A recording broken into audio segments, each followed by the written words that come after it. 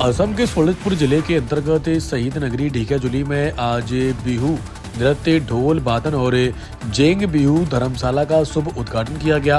उल्लेखनीय है कि ढेकियाजुली आंचलिक छात्र संस्था के तथा स्थानीय लोगों के सहयोग से आज से 20 दिवसीय कार्यक्रम के साथ इस बिहू नृत्य, ढोल वादन और जेंग बिहू कार्यशाला की शुरुआत की गई। संवाददाता प्रशांत बैस की रिपोर्ट। আমি ঢেকিয়াজুলি আঞ্চলিক ছাত্ৰ সন্থাই আমাৰ ক্ষুদ্ৰতম প্ৰয়াস যাতে নতুন প্ৰজন্মই যাতে বিহুটো শুদ্ধ ৰূপত শুদ্ধ ভংগীমাৰে নৱপ্ৰজন্মৰ যাতে নৱপ্ৰজন্মৰ মাজত যাতে সমাদৃত হয়, বিহুটো যাতে ৰাইজৰ মাজত সকলোৰে মাজত সমাদৃত হয় আৰু অসমীয়া বৰঘৰ চহকী কৰা এই বিহু যাতে শুদ্ধ ৰূপত সকলোৱে প্ৰশিক্ষণ শিকিব পাৰে, আমি সেয়েহে এই প্ৰচেষ্টা আমাৰ ঢেকিয়াজুলি আঞ্চলিক ছাত্ৰ সন্থাৰ প্ৰচেষ্টা।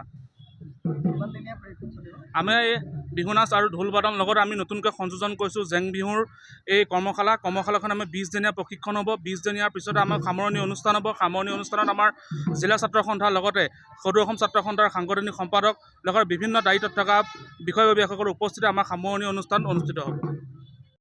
আমাৰ নাচনীসকল আগবাঢ়ি যাব বুলি আশা ৰাখিছোঁ আৰু আমাৰ এই বিহুটোৰ জৰিয়তে যাতে এই প্ৰশিক্ষণৰ দ্বাৰাই আমি একোগৰাকী দক্ষ নাচনীৰ সৃষ্টি কৰিব পাৰোঁ, তাৰ প্ৰতি প্ৰতিগৰাকী নাচনীৰ লক্ষ্য হ'ব লাগিব। আৰু আমি এই বিহুটিক আমাৰ অসমীয়াৰ বাপতি সাহোন বিহুটিক আমি বিশ্বৰ দৰবাৰলৈ আগুৱাই লৈ যোৱাৰ ক্ষেত্ৰত আমাৰ যিখিনি কৰণীয় আছে সেই গোটেই কামখিনি আমি কৰিব লাগিব। গতিকে বৰ দীঘলীয়া বক্তব্য ৰাখিব বিচৰা নাই।